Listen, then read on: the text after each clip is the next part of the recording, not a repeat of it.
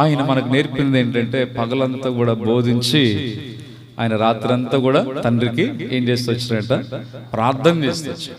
కాబట్టి యేసుప్రభు వారు మనకు మంచి మోడల్, ఆయనకు మాదిరి.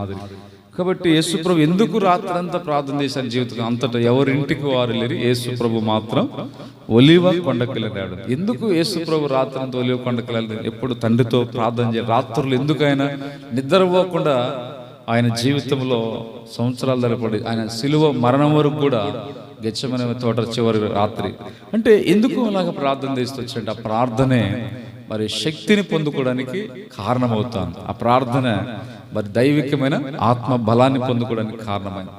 మనం భక్తులు చూసినప్పుడు మొట్టమొదటిగా రాత్రి ప్రార్థించిన వ్యక్తి బైబిల్ ఎవరు మనకు చెప్పండి, తెలుసు కదా? ఆదికాండము 28వ 32వ అధ్యాయం. రాత్రంతా యాకోబు ప్రార్థన చేస్తూ వచ్చాడు ఎబ్బోకు రేవు దగ్గర. ఆదికాండం 32వ అధ్యాయంలో ఆ భాగం ఉంటుంది. 27-28 వచనాల ప్రకారం రాత్రంతా ప్రార్థన చేయటం వల్ల ఆయన జీవితంలో కలిగిన కార్యం ఏంటంటే మొట్టమొదటిగా ఆయన జీవితం మార్పు చెందింది. ఆయన ఆ దినమున ఇశ్రాయేలుగా మారాడు, పేరు మారింది, జీవితం మారింది, అనుభవమే అది ఒక టర్నింగ్ పాయింట్ యాకోబుకి.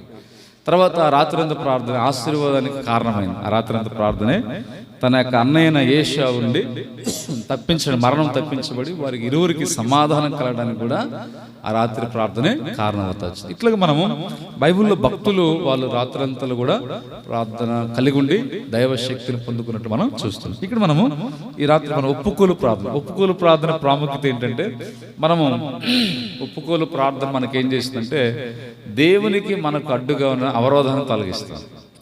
ఈ ఒప్పుకోలు ప్రార్థన మనం ఒక దిద్దుబాటు ప్రార్థన లాంటిది.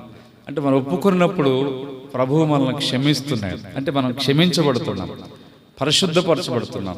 ఎప్పుడైతే 32వ కీర్తన 1 ప్రకారం అక్కడేముంది, తన అతిక్రమములకు పరిహారం పొందినవాడు తన పాపమునకు ఏమవుతుందంట, ఈజ్ అ బ్లెస్డ్ మ్యాన్, ధన్యుడు. చూసారా? అంటే క్షమించబడుతున్నాం, దిద్దుబాటు కలిగి ఉంటున్నాం. ప్రభువుకి మనకు అడ్డుగా ఉన్న యెషయా 59:1 ప్రకారం రక్షింపు నేర్చుకుంటున్నాం ఆయన హస్తము, వినేరుకున్నట్టు చెవులు, అయితే మీ దోషం మీకును దేవునికి. అంటే ఇప్పుడు ఎప్పుడైతే మనం ఒప్పుకుంటున్నామో ఇప్పుడు అడ్డుగా ఉన్న గోడ ఏమవుతుంది, దోషం అడ్డుగోడ. బైబిల్ కొన్ని గోడలు ఉన్నాయి కదా, మామూలుగా భౌతికమైన గోడలు ఉన్నాయి. నీళ్లు నిర్గమాకాండ 14వ అధ్యాయంలో గోడల వల్ల నిలిచిపోయినాయి కదా, అదొక గోడ. మరొక గోడ ఏంటంటే దోషములని అడ్డుగోడ, దోషములు అడ్డుగోడ ఉన్నాయి. కాబట్టి యెజ్కేలు గ్రంథం ఇంకో గోడ ఉంది.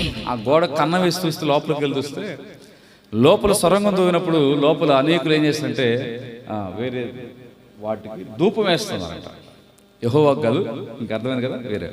అంటే చూడండి ఎంత భయంకరంగా పరిస్థితులు ఉన్నాయి కదా అక్కడ. సరే, ఎక్కడ మనం చూస్తే ఇప్పుడు మనం ఒప్పుకోలు ప్రార్థన మనకి ఎంత మేలు కలిగిస్తుందంటే క్షమించబడుతున్నాం, పరిశుద్ధపరచబడుతున్నాం, దేవునికి మనకు అడ్డుగోడ తొలగించబడుతుంది, ప్రభువుకు మనకు సమాధానం ఏర్పడుతుంది. తిరిగి మనం ప్రార్థించినప్పుడు మన ప్రార్థన దేవుని సన్నిధికి వెళ్ళడానికి ఒక మూలం, ఇది ఒక కారణం అవుతుంది, మనం ధన్యులం అవుతున్నాం. కాబట్టి ఒప్పుకోలు ప్రార్థన అనేది చాలా ప్రాముఖ్యం. దిద్దుబాటు ప్రార్థన అంటారు ఒప్పుకోలు ప్రార్థన. కనుక రాత్రి మనం ఒప్పుకోలు ప్రార్థన మనం చూద్దాం. చూడండి బైబిల్లో ఈ ఒప్పుకోలు ప్రార్థన కలిగిన వారు ఎవరంటే మనం ఇక్కడ ఇది పేతురు జీవితం వస్తాం. కన్ఫెస్ ప్రేయర్, పేతురు యొక్క కన్ఫెస్ ప్రేయర్, ఆయన యొక్క ప్రార్థన ఒప్పుకోలు ప్రార్థన మనం చూద్దాం. చూడండి, చదువుకుందాం. మత్తయి సువార్త 26వ అధ్యాయం 75వ వచనం. 26:75 చదవండి.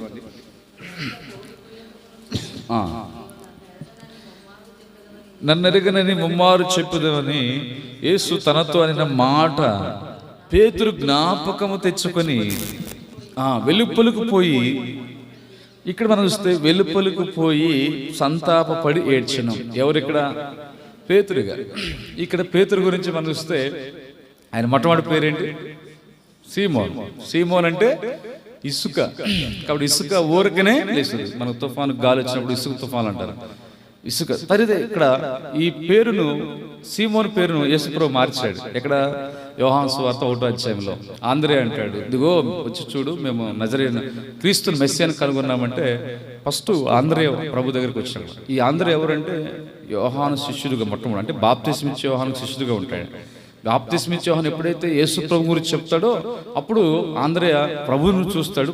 ఈ ఆంద్రేయ వెళ్ళి తన సహోదరుడైన అంటే ఇద్దరు అన్నదమ్ములు ఆంద్రేయ పేతురు, తన సహోదరుడైన పేతురు దగ్గరికి వెళ్ళి సీమోన్ దగ్గరికి వెళ్ళి ఇదిగో మేము మెస్సియాను కనుగొన్నాం అంటే మెస్సియాను. అప్పుడు ఈ సీమోన్ అనే పేతురుని తోడుకుని వస్తాడు ఆంద్రేయ. యేసు ప్రభు దగ్గరికి వచ్చిన తర్వాత యేసు ప్రభు చూసేప్పుడు ఈ వ్యక్తికి పేరు పెట్టాడు. ఇక నుంచి నీ పేరు కేప అనబడి అన్నాడు. యోహాను సువార్త 1:1 మాట్లాడాడు. అంటే నీ పేరు కేప. కేప అంటే అర్థం ఏంటి? రాయి. ఇప్పుడు ఇసుక కాస్త ఏమైపోయింది? రాయి అయిపోయింది. తర్వాత చూస్తే పేతురు అని పేరు పెట్టాడు. ఈయన 3 పేర్లు ఉన్నాయి. ఒకటి సీమోను, రెండోది కేప, మూడోది పేతురు. పేతురు అంటే అర్థం ఏంటి? బండని వస్తుంది. కానీ చూడండి, కేప అంటే రాయి, సీమోన్ అంటే ఇసుక కాస్త ఏమైపోయింది? రాయి గట్టిది, ఇంకా బండలాంటి అనుభవంలోకి వచ్చాడు కదా, ఆత్మీయంగా అలాంటి అనుభవం. సరే, ఇక్కడ మనం చూస్తే ఈ యొక్క పేతురు జీవితంలో ఆయన వెలుపులకు పోయి సంతాపపడి ఏడ్చాడు. ఎందుకంటే యేసు తనతో అయిన మాట పేతురు జ్ఞాపకం తెచ్చుకున్నాడు. ఆ మాట జ్ఞాపకం తెచ్చుకుని వెలుపులకు పోయి ఏడుస్తున్నాడు, లేదా సంతాపపడి ఏడుస్తున్నాడు. అంటే ఎలా ఏడుస్తున్నాడు ఆయన? వెలుపులకు పోయి సంతాపపడి ఏడ్చాడు. సంతాపపడడం అంటే అర్థం ఏంటి? పశ్చాత్తాపడ్డం. సంతాపపడ్డం అంటే పశ్చాత్తాపడం. ఉదాహరణకి సంతాపపడడం అని బైబిల్లో మనం లోకంలో చూస్తాం. ఏదైనా ఎవరైనా చనిపోయినప్పుడు కొంత సంతాప సభ ఏర్పాటు చేస్తారు. అంటే బాధ వ్యక్తపరిచేది, దుఃఖాన్ని వాళ్ళ బాధను వ్యక్తం, అదొకటి. ఇంకోటి ఏంటంటే బైబిల్లో మొట్టమొదటిగా సంతాపం అనే పదము ఎక్కడ వస్తుంది? ఏ సందర్భంలో వచ్చింది? ఆదికాండము 6వ అధ్యాయంలో నరులను కలుగు చేసినందుకు యెహోవా. అంటే చూడండి, యెహోవా దేవుడు ఏం పడినాడు? ఆయన సంతాపడినాడు. సంతాపడడం అంటే ఏంటి? బాధపడ్డాడు. ఇంకా చెప్పాలంటే పశ్చాత్తాపడుతున్నాడు ఆయన. అయ్యో అంటే ఆయన తప్పు చేశాను కాదు, ఏంటంటే నరులను కలుగు చేసినందుకు ఆయన ఏరి కోరి ఇష్టపడి తన కోలిక చొప్పున దేవదూతల కంటే లేదా భూమి మీద సృష్టి కంటే కూడా ఎక్కువగా ఆయన ఇష్టపడింది మనుషుల మీద, మానవులు, ఆదాము. ఈ మానవులను కలుగు చేసిన తర్వాత 6వ అధ్యాయానికి వచ్చేసరికల్లా వారి అక్రమం, శరీర విషయాలు, నరమాత్రులై, వారు అపవిత్రులై, ఆదికాండం 6వ అధ్యాయంలో ఈ యొక్క పాపాన్ని బట్టి శరీరులైపోయడం బట్టి, వారి అక్రమ విషయం శరీరులై ఉండటం బట్టి అప్పుడు ఏం చేసినట్ట? అక్కడ యెహోవా మనుషులను కలుగు చేసినందుకు ఆయన ఏం చేసినాడు? సంతాపం. అంటే అయ్యో ఎందుకు తయారు చేశాను ఆ మనుషుల్ని అన్నట్టుగా బాధపడ్డాడు, సంతాపడ్డాడు. యెహోవా దేవుడు సంతాపడ్డాడు. ఆయన సంతాపడిందేమో మనుషులు చేసిన తప్పిదాలను బట్టి, మనుషులను కలుగు చేసినది సంతాపడ్డాడు. పేతురు సంతాపడింది దేనికంటే, పేతురు గారు యేసు ప్రభు చెప్పిన మాటను జ్ఞాపకం తెచ్చుకొని ఈయన సంతాపపడి ఏడుస్తున్నాడు. అంటే ఇక్కడ చెప్పాలంటే ఇక్కడ పేతురు గారిలో తప్పిదాలు ఉన్నాయి, పేతురు గారిలో పొరపాట్లు ఉన్నాయి, పేతురు గారిలో పొరపాట్లు ఉన్నాయి. అది పాపం అని కూడా చెప్పవచ్చు. ఎందుకంటే పేతురు చేసిన పాపం ఏంటంటే ఇక్కడ మనం చూస్తాం బైబిల్లో. ఇక్కడ 2 వ్యక్తుల గురించి మనం చూస్తే, ఒకవైపు పేతురు, ఒకవైపు ఇస్కరియోతు యూదా, ఇద్దరు ఉంటారు. ఈ పేతురు, ఇస్కరియోతు యూదా ఇద్దరు జీవితాల్లో ప్రభువు చేసిన కార్యాలు లేదా వీరిద్దరి జీవితాలు కలిగి ఉన్న నష్టాలు, అంటే వారిలో ఉన్న ఏమైతే నెగిటివ్గా ఏవైతే ఉండకూడని విషయాలు ఉన్నాయో, ఈ పేతురు, ఈ యొక్క మరొక ఇస్కరియోతు యూదా, వీరి జీవితాల గురించి మనం చూద్దాం. ఎందుకు పేతురు సంతాపడ్డాడు? మనము కూడా ఎందుకు మనం ఒప్పుకోలు లేదా పశ్చాత్తాపడాలి, దేవుని సరిదిద్దుకోవాలంటే ఏ విషయాలు? పేతురు విషయాలు మనం చూద్దాం. చూడండి, మొట్టమొదటిగా మత్తయి సువార్త 16వ అధ్యాయం 13 చూడండి. పేతురులో ఉన్న కొన్ని తప్పిదములు లేదా ఆయన జీవితంలో ఉన్న పొరపాట్లు ఏంటి? మత్తయి సువార్త 16వ అధ్యాయం చదవండి, 13వ వచనం.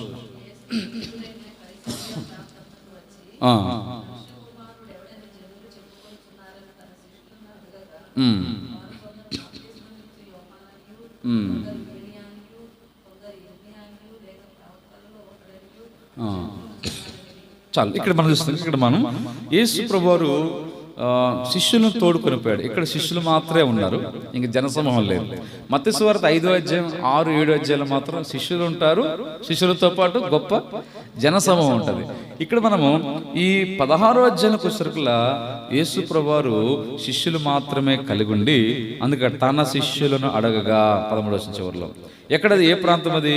ఫిలిప్పు దైన కైసరే ప్రాంతం. ఫిలిప్పు గారు ప్రాంతం ఏంటంటే ఆయన ప్రాంతం కైసరే సంబంధించిన వాడు, అందుకే ఫిలిప్పుదైన కైసరే అంటాడు. ఇప్పుడు ఈ కైసరే ప్రాంతానికి వచ్చినప్పుడు అక్కడ యేసు ప్రభు అడగటానికి రీజన్ ఉంది. ఎందుకు అడిగాడు అక్కడ? మనుష్య కుమారుడు ఎవడని చెప్పుకొనిచున్నాడు, మనుష్య కుమారుడు ఎవడని జనులు చెప్పుకొనిచున్నారు అంటే యేసు ప్రభు అన్నాడు కదా, అయ్యా మనుష్య కుమారుడు అంటే మనుష్య కుమారుడు ఎవరు అక్కడ? యేసు ప్రభు. అంటే యేసు ప్రభును అంటే లేదా నన్ను గురించి ఏమని చెప్పుకుంటున్నారు, మనుష్య కుమారుడు నన్ను ఏమని చెప్పుకుంటున్నారు జనులని యేసు ప్రభు శిష్యులకు ప్రశ్న వేశాడు. ఆ ప్రశ్న వేసిన ప్రాంతం ఎక్కడంటది? కైసరియా ప్రాంతం. ఈ కైసరియా ప్రాంతంలో ఎందుకు ప్రభు ప్రశ్న వేశాడంటే, ఈ కైసరియా ప్రాంతంలో అక్కడ చూసినప్పుడు ఒక 3 కొండలు ఉంటాయి ప్రాంతంలో. ఇది కుడి ప్రక్కనేమో ఒక గ్రీకు సంబంధించిన ఫ్యాన్ దేవాలయం ఉంటుంది. ఏ దేవాలయం? ఫ్యాన్ అంటే ఈ ఫ్యాన్ కాదు, FAN ఫ్యాన్ కాదు. అక్కడ ఆ దేవత పేరే ఫ్యాన్ దేవత. కొంతమంది కదా ఏమంటారు, మోయాబు దేవత పేరేంటి? కెమోష్. అట్లానే ఇక్కడ ఫ్యాన్ అనే దేవత ఉంది. అంటే కుడి ప్రక్కన అంటే కైసర ప్రాంతం ఉంది. ఈ కైసర ప్రాంతానికి వచ్చినప్పుడు రైట్ సైడ్ కుడి ప్రక్కన ఫ్యాన్ దేవత ఆలయం ఉంది. ఇక్కడ మనం చూస్తున్న తర్వాత ఎడం పక్కనేమో ఏ రోజుకు సంబంధించిన సీజర్ చక్రవర్తి, సీజర్ ఔగుస్తు చక్రవర్తి రోమా ప్రభుత్వ రాజు. ఆ సీజర్ చక్రవర్తికి అక్కడ ఒక ఆలయం ఉంది. ఎందుకంటే ఆ దినాల్లో చక్రవర్తులను కూడా ఒక దేవుడిగా పూజించిన వారి సందర్భాలు ఉన్నాయి. కొన్ని సందర్భాల్లో రాజులను పూజిస్తే వారు ఉన్న కొంతమంది సినిమా యాక్టర్లను కూడా కదా చూస్తూ ఉంటాం. కొంతమంది మనుషులను కూడా ఇటీవల మనం చూస్తాం. తెలంగాణ ప్రాంతంలో వార్తలు చూశాను. ట్రంప్ గారి యొక్క ప్రజెంట్ అమెరికా దేశ అధ్యక్షుడు ట్రంప్, ఆయన యొక్క స్టాచ్యూ పెట్టుకుని విగ్రహం బొమ్మ పెట్టుకొని ట్రంప్ బొమ్మ పెట్టుకొని చిన్న టెంపుల్ కట్టి పూజ చేస్తున్నారు. ఎవరికి? ట్రంప్కి పూజ చేస్తున్నారు. ట్రంప్ బ్రతికే ఉన్నాడు ప్రజెంట్, ఇప్పుడు అమెరికాకి అధ్యక్షుడిగా ఉన్నాడు. మొన్న ఈ మధ్య గెలిచాడు ఆయన. సరే చూడండి, అంటే అర్థం ఏంటి అంటే అట్లాగా ఒక మనిషిని కూడా ట్రంప్ ఎవరు? దేశానికి అధ్యక్షుడు, ప్రెసిడెంట్, ప్రధానమంత్రి అంతే. కానీ అట్లనే ఔగుస్తు చక్రవర్తి ఎవరు? సీజర్ ఔగుస్తు అంటే రోమా ప్రభుత్వానికి సంబంధించిన చక్రవర్తులు, రాజులు అట్లా పూజించేవారు. అందుకే ఎడం పక్కనేమో ఈ హేరోదు రాజు సీజర్ చక్రవర్తికి ఒక టెంపుల్ ఆలయం ఉంది. ఇలాగా రైట్ సైడ్ ఏమో ఫ్యాన్ దేవతకేమో టెంపుల్ ఉంది. ఇక్కడ కొండలోని ఆ ప్రాంతంలో ముందు వైపు చూస్తే ఒక బాల్ అనే ఒక గాడ్, అంటే ఎదరు వైపు మనం చూస్తే ఆ గాడ్ పేరు ఏంటంటే అది చూస్తే బాల్ అనే గాడ్, ఆ గాడ్ పేరు బాల్, ఫ్యాన్ దేవత, సీజర్ ఔగుస్తు చక్రవర్తి. ఈ టెంపుల్స్ ఇవన్నీ ఉన్నాయి. ఆ ప్రాంతంలో యేసు ప్రభు అడిగారు. ఎందుకు ఆ ప్రాంతంలో అడిగారంటే దానికి కారణం ఏంటంటే ఇలాగ ఒకవైపు చూస్తే సీజర్ చక్రవర్తి, ఒకవైపు రైట్ సైడ్, ఒకవైపు వైపు చూస్తే ఫ్యాన్ దేవత, సీజర్ చక్రవర్తి, బాల్ అనే గాడ్, ఇలాగ ఇన్ని కలిగి ఉన్నాయి. ఆ ప్రాంతంలో కైసర ప్రాంతంలో యేసు ప్రభు శిష్యులు తీసుకొచ్చి ఈ వైపు ఇన్ని రకాలుగా ఉన్నాయి కదా, ఇప్పుడు ఇన్ని ఉన్నాయి కదా, ఈ వైపు వాళ్ళని చూస్తుంటారు. కుడివైపు ఎడవైపు ఎదురు కొండలు ఉన్నాయి, ఇవన్నీ ఇలాగున్నాయి కదా. ఇప్పుడు మీరు చెప్పండి, మనుష్య కుమారుడు ఎవరు అనుకుంటున్నారు? ఎందుకంటే మనుషులు అలాగా ఇప్పుడు చెప్పిన వాటన్నిటినీ ఏం చేస్తున్నారు చెప్పండి, మీకు అర్థమైంది? ఇప్పుడు 3 రకాలు చెప్పినాం. కుడివైపు ఈ చెప్పిన వాడికి ఏం చేస్తున్నారు మనుషులు? ఎవరికి చేస్తున్నారు? చెప్పిన వాడికి. యేసుప్రభు మాత్రం. అందుకు ఇప్పుడు యేసుప్రభు అన్నాడు, సరే మనుష్య కుమారుడిని ఏమనుకుంటున్నారు, జల్లు ఏమని చెప్పుకుంటున్నారు అన్నాడు. అప్పుడు ఎందుకు ప్రశ్న అంటే ఈ 3 సందర్భాల్లో యేసు ప్రభు ఉండి ఇటు ఆయా సందర్భాలు ఉన్నాయి, ఇక్కడ ప్రభు ఉన్నాడు. మనుషులు అంటే మరి ఇన్ని రకాలుగా చుట్టుపక్కల ఉన్నాయి కదా. ఇప్పుడు నన్ను గురించి ఏం చెప్పుకుంటున్నారు? వాస్తవానికి రక్షకుడు, సృష్టికర్త ఒక్కడే, ఆయన ప్రభు అయిన యేసు. అయితే ఇన్ని పరిస్థితులు, అందుకే ఆ ప్రాంతంలో ఆ ప్రశ్న వేసి, ఎందుకంటే చుట్టుపక్కల ఉన్న ఆ టెంపుల్స్ వీటన్నిటిని బట్టి ప్రభు ప్రశ్న వేసాడు. ఇప్పుడు సరే పేతురు ఏమని చెప్పి, కొంతమంది ఏం చెప్పారు, శిష్యులు ఏమని చెప్పారు? ఆన్సర్, అయ్యా నువ్వు ప్రవక్తవని, ఏలియావని, లేకపోతే బాప్తిస్మిచ్చు. సరే మీరేమనుకుంటున్నారు చెప్పండి. ఇప్పుడు ప్రక్కన ఇవన్నీ ఉన్నాయి, మధ్య అక్కడ ప్రాంతంలో యేసు ప్రభు ఉన్నాడు, కుడివైపు ఎడమవైపు ఎదురుగున్నాయి, యేసు ప్రభు అక్కడ ఉన్నాడు. ఇన్నిటి మధ్యలో యేసు ప్రభు గురించి ఏమనుకుంటున్నారంటే పేతురు ఏం చెప్పాడు చెప్పండి సమాధానం? నువ్వు సజీవుడు దేవుని కుమారుడు అయిన క్రీస్తు.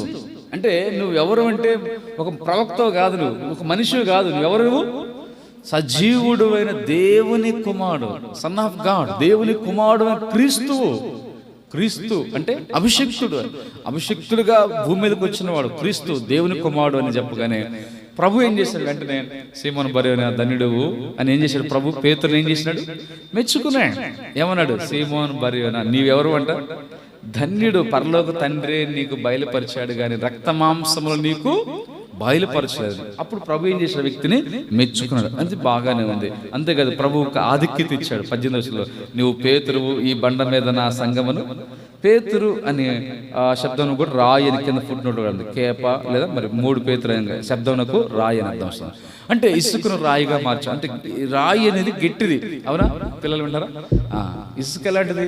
సామాన్యమైనది. గాలి వస్తే ఎగిరిపోద్ది ఇసుక. కానీ రాయి, పెద్ద పెద్ద రాళ్ళు, బండ్లు గాలికి ఎగిరిపోతాయా?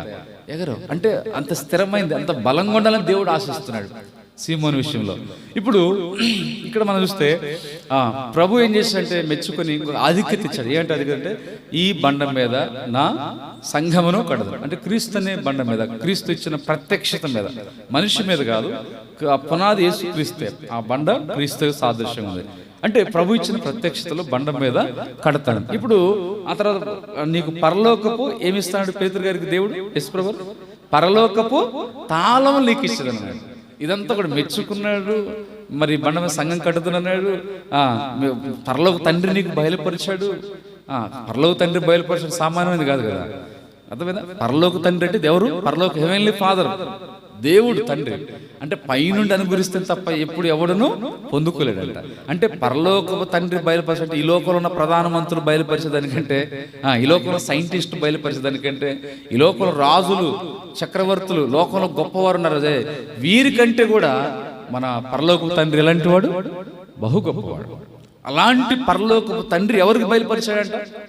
పేతురుకు బయలుపరిచాడు. అంత అద్భుతం. అందుకే కదా జ్ఞానులకు సంగతులు మరుగుపరిచి పసిపిల్లలైన మీకు మనకేం చేసినట్టు ఆయన బయలుపరిచినాను. యేసుప్రభు స్తుతించాడు. ఆ విషయం అంటే యేసుప్రభు స్తుతించడానికి అంత రీజన్ ఉంది. ఆ పదం అక్కడ అంత గొప్పదని అర్థం. ఆ ప్రభు ఎందుకు స్తుతించాడు? చిన్నదానికి స్తుతించారు కదా. అంటే అక్కడ ఏదో కారణం ఉంది, అంత గొప్పదని అర్థం.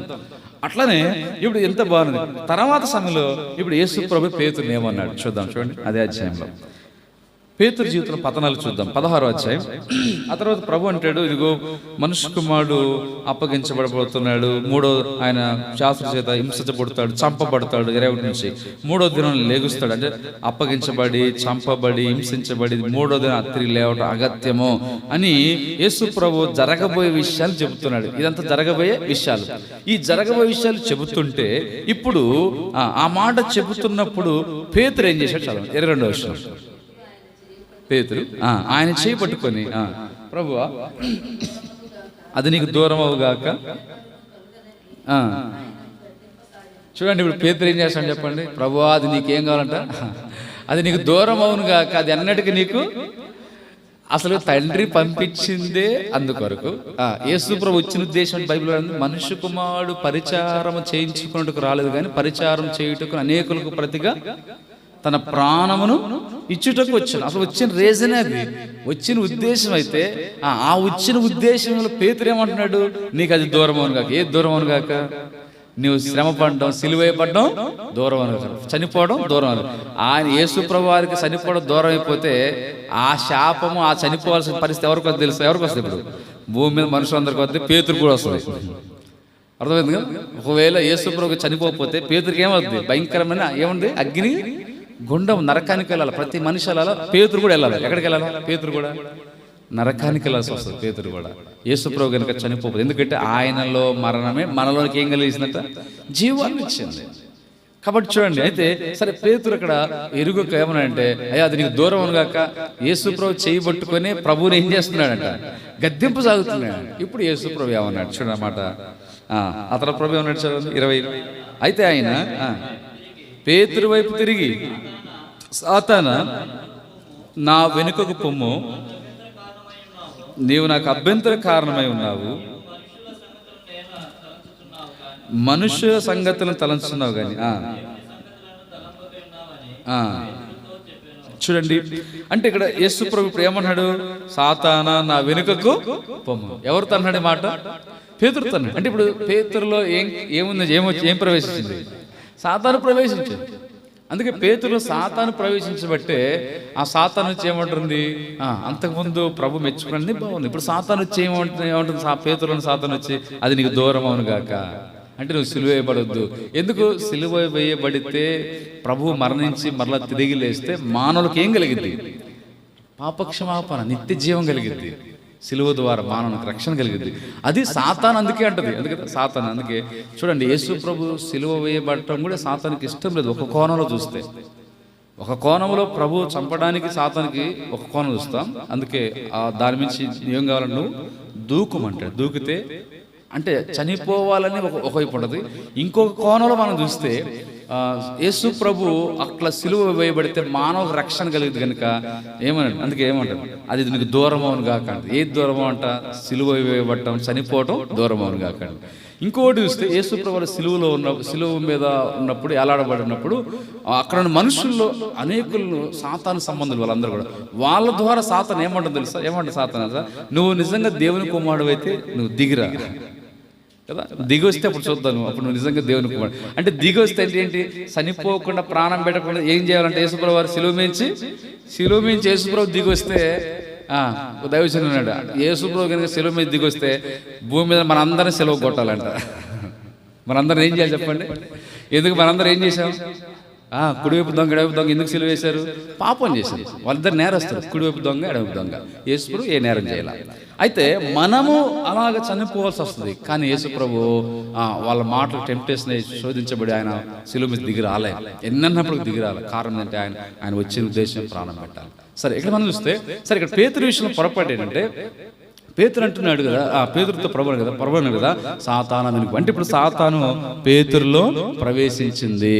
మనుష్య సంగతులు తలస్తున్నావు కానీ నువ్వు దేవుని సంగతులు చూసారా? అంతకుముందు తండ్రి భయపెట్టి, ఇప్పుడు ఇది పేతురులో ఒక సందర్భంలో మన జీవితాల్లో కూడా సాతాను వచ్చే అవకాశం ఉంటుందండి. పేతురు ఎవరో తెలుసా? రక్షించబడ్డ వ్యక్తి. మనం అనుకుంటాం రక్షణ పొందక ముందున్నప్పుడు అపవాది స్వభావంలో ఉంటాం, అపవాది సాతాను సంబంధులు. యోహాను 8:40 ప్రభు అన్నాడు, అది ఓకే. రక్షణ పొందక మునుపు ఆ సాతాను స్వభావం మనలో ఉంది, సాతాను సంబంధమే మన తండ్రి సాతాను అక్కడ. రక్షించబడిన తర్వాత కూడా ఇప్పుడు యేసు ప్రభు శిష్యుడే. ఇంకా రక్షణ పొందడమే కాదు, ఎవరంటే పేతురు గారు యేసు ప్రభుకి శిష్యుడు.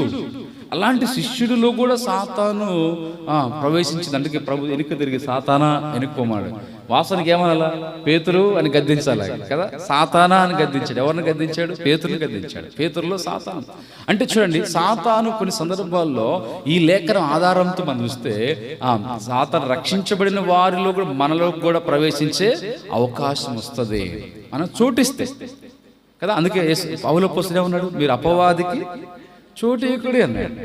తర్వాత మనం ఇంకో సందర్భం చూద్దాం. అదే సందర్భం ఇస్కరియోతు యూదాలో సాతాను ప్రవేశించింది.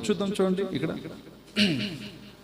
పేతురులాగానే సాతాను ఇస్కరియోతు యూదాలో ప్రవేశించమని చూస్తాం. ఇక్కడ రొట్టె ముక్క పుచ్చుకొని కానీ మాట చూడండి అన్నమాట. ఆ రొట్టె ముక్క పుచ్చుకున్న తర్వాత ఎన్నో అధ్యాయం మాట చూడండి.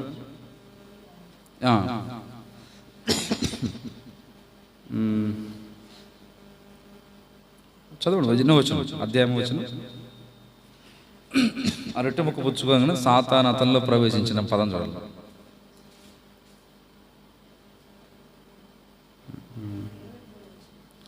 ఇరవై 23 అంటే ఇక్కడ అప్పగించిన వాళ్ళు అక్కడ పాత్రలో చేయవేసిన, కానీ అక్కడ ఆ పదం కదా, ఇంకో మాట చూడండి. అతను సాతాను ప్రవేశించిన మార్క్స్ వేరే సువార్త చూడండి. ఆ రొట్టె ముక్క పుచ్చుకున్న కానీ వాళ్ళలో సాతాను ప్రవేశించిన మాట ఉంటుంది.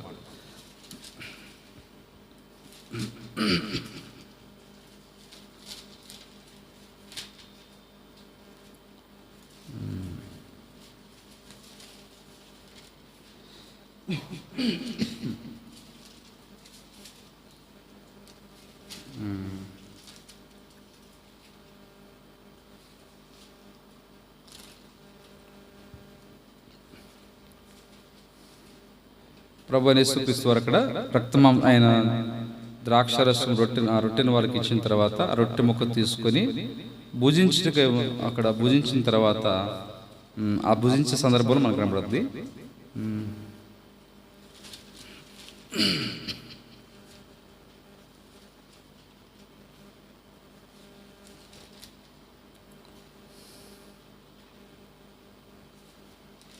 సరే, సందర్భంలో ఉంటుందా వచ్చినాం, తర్వాత చూద్దాం వచ్చినాం. సరే, అక్కడ మాట ఉంటుందంటే ఆ రొట్టె ముక్క అది కనబడింది. ఆ రొట్టె ముక్క తీసుకుంటాడు, తీసుకొని అందరికి ఇస్తాడు కదా. ఎవరికైతే ఈ ముక్క ఇస్తానో అతడే నన్ను అప్పగించేవాడు. వాళ్ళు అంటారు కదా, ఈ రాత్రి మీలో ఒకరిని అప్పగిస్తారంటే వాళ్ళు ఏమన్నారు, ప్రభువా నేనా కదా, నేనా అన్నారు. ఇస్కరియోతు యూదా కూడా ఏమన్నాడు, నేనా అన్నాడు. సరే, రొట్టె ముక్క ఇచ్చి ఆ ముక్క పుచ్చుకున్న ఎవరైతే ఆ ముక్క ఎవరికి ఇవ్వబడుతుందో వారని. సరే, అక్కడ సాతాను ప్రవేశించిన పదం రావాలి, చూసాను కదా పదం. సరే, ఓకే, చూడండి ఇక్కడ మనం గమనిస్తే, అయితే ఆ టైంలో అలాగ చెప్పగానే ఇప్పుడు ఆ రొట్టె ముక్క యేసు ప్రభు ఎవరికి అందించాడు, ఇస్కరియోతు అందించాడు. ఇస్కరియోతు అందించగానే వాడు ఆ ముక్క పుచ్చుకొనగానే, పుచ్చుకోవడం అంటే ఏంటి, చేతితో తీసుకున్నాడు, పుచ్చుకోవడం అంటే తిన్నాడు. ఇస్కరియోతు ఏం చేశాడు, ముక్కను తీసుకుని తిన్నాడు. తినగానే వెంటనే ఏం చేసినట్ట, సాతాను ప్రవేశించింది. అతను వెంటనే వెళ్ళిపోయి ఏం చేశాడు, ఇంకా ప్రభువుని అప్పగించడానికి సమయం చూస్తున్నాడు. ప్రధాన యాజకుడు శాస్త్రం దగ్గరికి వెళ్ళిపోయాడు. చూడండి, సరే, ఇది మొట్టమొదటి సంగతి. అంటే పేతురులో సాతాను ప్రవేశం. అందుకే పేతురు వైపు చూసి ప్రభు అన్నాడు, సాతానా నా వెనుకకు పొమ్ము. అంటే ఇప్పుడు సాతాను ప్రవేశించి, అంటే దేవుని బిడ్డలు చూడండి, ప్రభువు నమ్మిన వారిలో శిష్యుల్లోనే ప్రవేశిస్తే మనం పెద్ద గొప్పవారమే కాదు కదండి. అంటే ప్రభువు నమ్మిన శిష్యుడని పేతురులో ప్రవేశించింది. తర్వాత ఏ శిష్యుల్లో ప్రవేశించింది, సాతాను ఇస్కరియోతు యూదాలో ప్రవేశించింది. ఇస్కరియోతు యూదా అప్పటికే 3.5 సంవత్సరాలు శిష్యుడిగా ఉన్నాడు కదా. అవును కదా, 3.5 సంవత్సరాల సేవ పరిచయం. ఇంకా వెంటనే మరుసటి తర్వాత ఏమవుతుంది, యేసు ప్రభువుని అప్పగించాడు. అంటే 3.5 సంవత్సరాలు ప్రభువుతో ఉన్న వ్యక్తి ఎవరు, ఇస్కరియోతు యూదా శిష్యులు. అంటే ఇప్పుడు చూడండి, అందుకే సాతాను వారిలో ప్రవేశించినప్పుడు మనలో ప్రవేశించడం పెద్ద గొప్ప సంగతి ఏం కాదు. అందుకే మనం చాలా జాగ్రత్తగా ఉండాలి. దేవుని మనలో కూడా. ఇంకొక ఎగ్జాంపుల్ బైబిల్లో చూస్తే, దావీదు చాలా గొప్ప భక్తుడు కదా.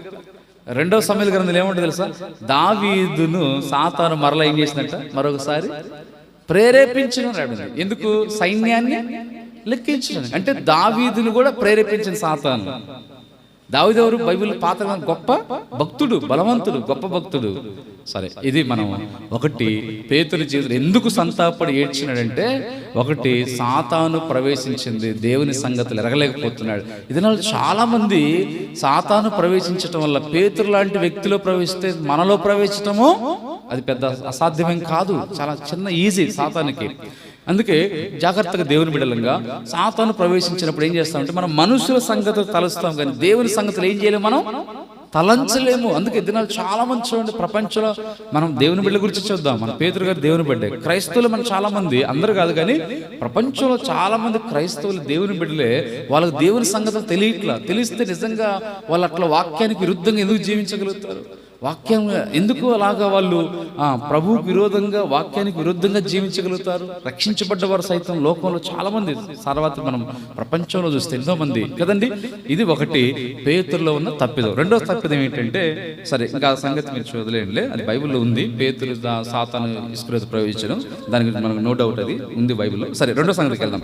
చూడండి, ఇప్పుడు ఆ తర్వాత యేసుక్రీస్తు ప్రభువారి విషయంలో పేతురు ఏమని అభ్యర్థించాడు, మత్తయి సువార్త 26 వచ్చాయి. ఏమనంటే, నేను ప్రభు అంటాడు కదా, ఈ రాత్రి మీరు నా విషయమై ఏం చేస్తారంట, అభ్యంతరపడతారు. అభ్యంతరపడి ఏమంటారు, ఆయన ఎవరో నేను, మీరు అభ్యంతరపడతారు, నన్ను విడిచిపెడతారనగానే శిష్యులు ఏమన్నారు, ప్రభువా మేము అభ్యంతరపడ, అవసరమైతే మీతో పాటు వస్తాం. పేతురు అంటాడు, అవసరమైతే ప్రాణమైనా సరే మీకోసం ప్రాణమని ఇస్తా ఉన్నారు. కానీ ప్రాణం ఇస్తా ఉన్నారు కానీ పాపం. సరే, ఆ టైంలో ఏమైపోయింది, రాత్రి సమయంలో పేతురు ఏమన్నాడు, ప్రభు వెంటనే ఒక మాట అన్నాడు, పేతురు ఈ రాత్రి నీవు నన్ను ఎరగనని ముమ్మారు బొంకే వరకు కోడి కొయ్యదన్నాడు. ఇప్పుడు అదే సమయంలో ఏమైందంటే, గురువారం రాత్రి అది రొట్టె ద్రాక్ష అయిపోయింది, తీసుకోవడం జరిగింది, పసక. ఆ తర్వాత చూస్తే ఆ తర్వాత ఏం కనపడిందా, అధ్యాయం రైట్, యోహాను సువార్త 13వ అధ్యాయము 13 26 వచనం 27 వచనం, రైట్, అక్కడ కరెక్ట్గా ఉండొచ్చు. అక్కడ 27, వాడు ఆ మొక్క పుచ్చుకనగానే సాతాను వాళ్ళలో, రైట్, సరే, ఓకే. సరే, మనం 2వ సందర్భంకి వస్తాం. ఇక్కడ మనం గమనిస్తే 2వ విషయం ఏంటంటే, ఇక్కడ అభ్యంతరపడతారని చెప్పి పేతురు ఏమన్నాడు, అయ్యా అవసరం ప్రాణమైన పడతా కానీ నేను మాత్రం అభ్యంతరపడను. వెంటనే ప్రభు అంటాడు, ఈ రాత్రి నువ్వు నన్ను ఎరగనని ముమ్మారు బొంకేదో లేదా ముంగారు చెప్పేదో అన్నాడు. అలాగే జరిగి అట్లాగే మనం చూస్తాం. 26 మత్తయి సువార్త 26 చూడండి. అప్పుడు ఏమైంది, రాత్రి సైనికులు వచ్చారు, ఇస్కరియోతు వచ్చి గుర్తు చెప్పాడు, పేతురు యేసు ప్రభువును పట్టుకున్నారు, బంధించారు. ఆ టైంలో శిష్యుల మీద అక్కడ సైనికులు మంది బలబలతో వచ్చారు కాబట్టి ఆ టైంలో శిష్యులందరూ ఏమైపోయారు, అక్కడ ప్రభువుని విడిచిపెట్టి ఏం చేశారు, అందరూ పారిపోయారు. అందుకే కదా కాపర్ని కొట్టేదను గొర్రెలు ఏమైపోతాయంట, చెదిరిపోతాయి లేదా పారిపోతాయి. ఇప్పుడు యేసు ప్రభువు ఎప్పుడైతే పట్టుకొని బంధించి తీసుకుపోతుంటే అందరూ పారిపోయినారు చివరికి. ఇప్పుడు ఆ టైంలో తర్వాత ఆ రాత్రి ఆ సమయంలో యేసు ప్రభువును బంధించి అన్న దగ్గర తీసుకెళ్లారు. ప్రధాన యాజకుడుగా అంతకుముందు చేశాడు ఆయన. ప్రధాన యాజకుడు తన అల్లుడు పేరు కయప ప్రజెంట్ ప్రధాన యాజకుడు. అన్న ఆల్రెడీ సీనియర్ మోస్ట్, ఆయన మామగారు, ఆయన ప్రధాన యాజకుడు చేశాడు. సరే ముందు అన్న దగ్గర తీసుకెళ్లారు, అంటే మామయ్య అన్న దగ్గరికి, ఆయన దగ్గర తీసుకెళ్లారు. ఇలా తర్వాత కయప దగ్గర తీసుకెళ్లారు. ఆ టైంలో అక్కడ పేతురుతో ఏమైనా సలిగాసుకునే వాళ్ళు కానీ అక్కడ ఉన్న సైనికుల్లో ఒకడు